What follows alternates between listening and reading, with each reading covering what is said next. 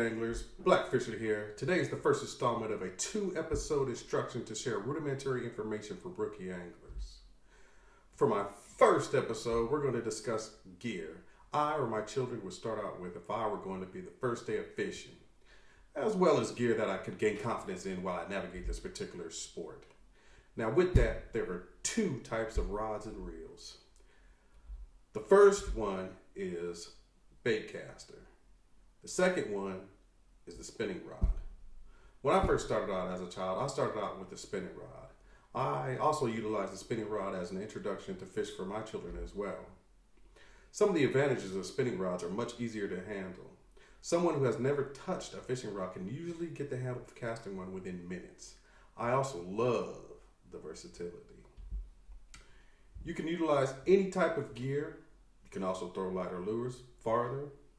You normally don't have to worry about spending time with black lashes, especially when it comes to windy conditions. An often overlooked advantage of a spinning rod is it allows your lures to sink straighter without as much pendulum effect from the rotational spool found on baitcasters. It also brings in irrelevancy to being a right or left-handed angler. You can just move the handle to the left or the right.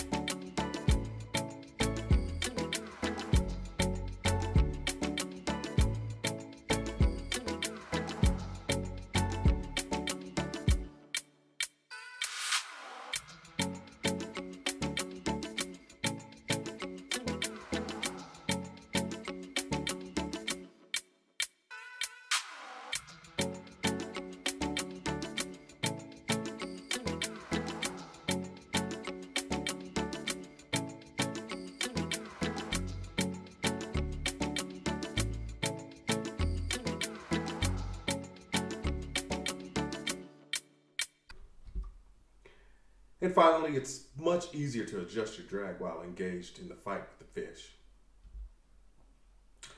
Now let's talk about the types of line. There are 3 major types. There's monofilament, fluorocarbon, and braid. I would say monofilament is the standard for most anglers. It was the line that I used when I was a child. And there are also pros and cons to using this particular type of line.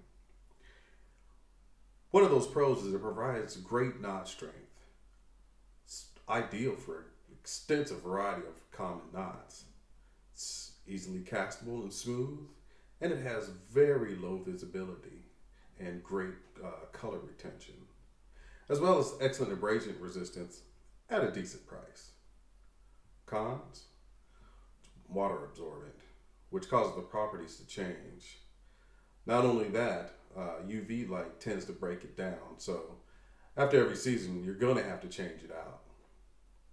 Another thing I dislike about it is it has a lot of stretch. So when you set in that hook, you really gotta reel back and set it. If you ever seen John B episodes, he be knocking the life out of them fish.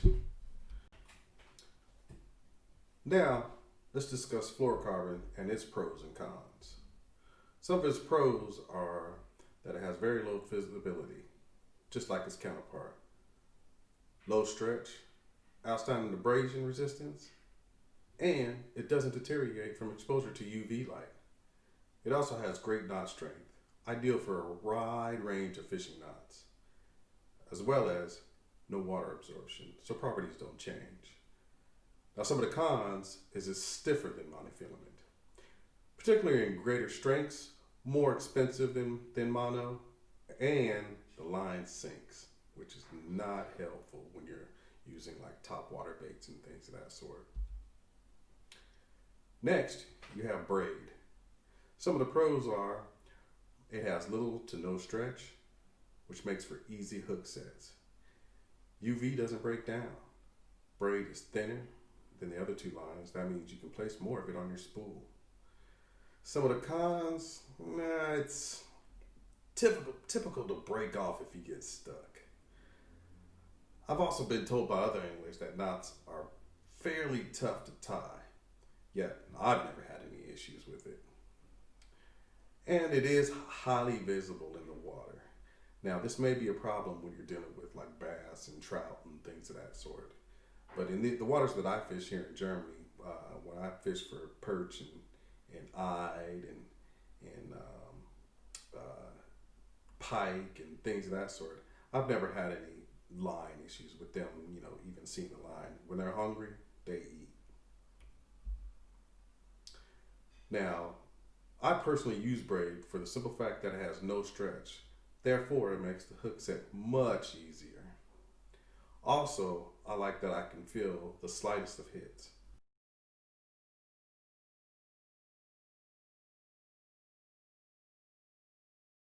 When tying your line on your spinning reel, the first thing you want to do is you want to open up your bail. Then, take your line, and what you want to do is you just want to make a simple overhand knot.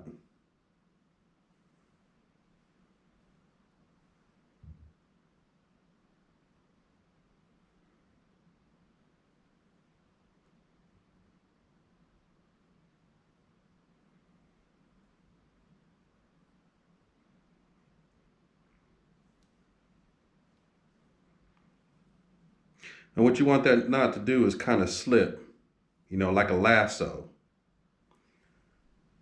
So you put the hoop part over the bell and you just slip it all the way down, like so. All right. Then what I do to keep it in place is I tie another overhand knot.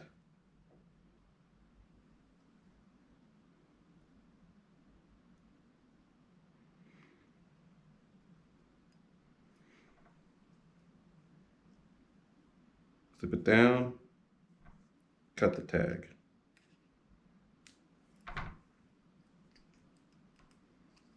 Done. When filling up your bail, ensure that you don't go too far.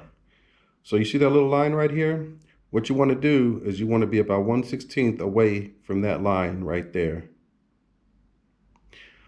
Also, you want to make sure that you're not over filling it here on this bottom line here. When spooling your line, ensure that you take your two fingers, your first two fingers, your index finger and your thumb right there, and you just want to grab the line like so. Put the butt of the rod into your waist.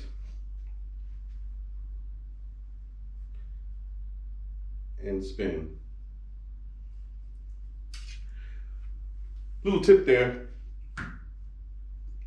is most of the times you'll see anglers and what they'll do is they'll put a pencil in here like so, and then the line just kind of goes out like that. But what you want to do is you want to turn it like this, so that way when the line goes out, it just falls out.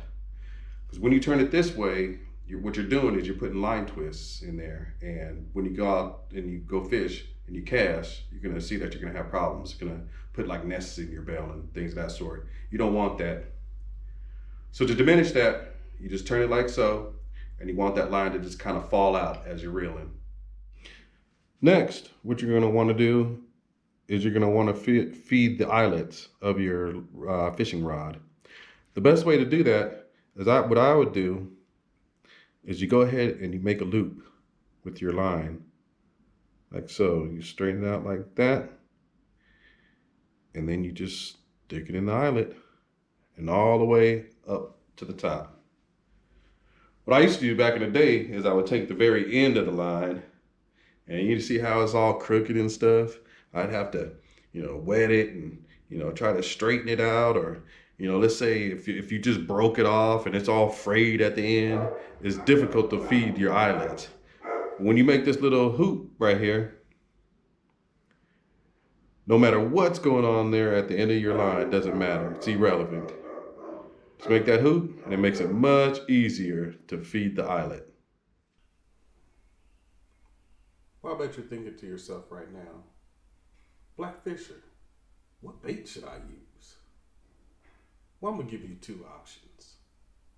The first one consists of a bobber.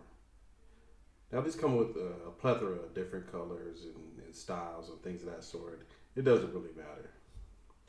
With the bobber, get yourself a hook. And after the hook, just go ahead and put on a worm on there. That's a real simple way to catch some fish. Now, if you're like me, you're like, Black Fisher, it's kind of boring, man.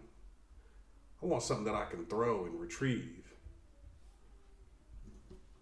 My suggestion to you is a spinner.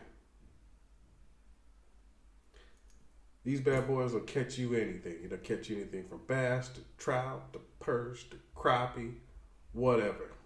It'll catch small fish. It'll catch big fish. If you want to catch small fish, use a small spinner.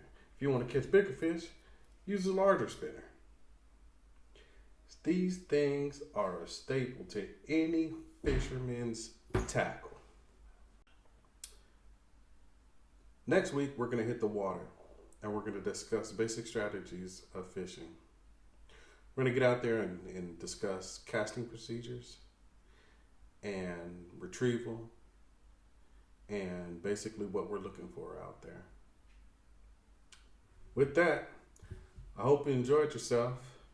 If you like what you saw, please subscribe and like this channel. Other than that, I'll see you next week. Peace.